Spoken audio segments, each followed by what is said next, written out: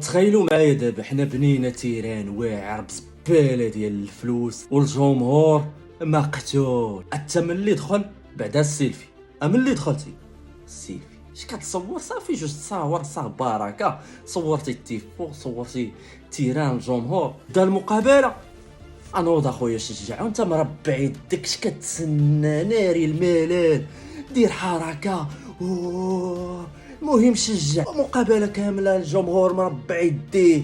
فين هو الجمهور ديال قطر؟ فين هي؟ سير سير حتى فين هو؟ ما فهمتش انايا.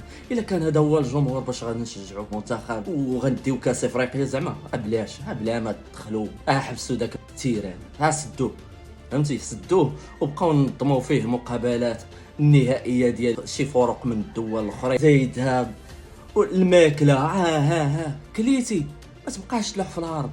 انت شوف وماشي في حاله مخلي الماكله في الارض، قراعيد الماء، دير شي ميكا في جيبك في صاكك، وملي تسالي جمع داك الشيخ شي في ميكا وسير اخويا. مالك على حالتك، ما تشجيع لا ما درتي حتى حاجه، غتفكر في السن التيران وصافي. اما واحد الرياضيه سالات معاك، الرياضيه قانه يا حسره، خاصك تجيبي معاك مهم شي لوغو تلصقيه، مهم الاتاويش بحال هذا ديال سكاي سبور ولا ما عرفت سميتو، او بيا بحالو لا قلديه تيجيب لنا طابله ديال القهوه، كعب غزال، براد ديال اتاي، المهم 360، المهم بحال قهيوه صافي. حتى الحشومه كونها بقيتو واقفين وبقاو واقفين في الاستوديو ديالكم احسن من هاد المجيه اللي درتوه.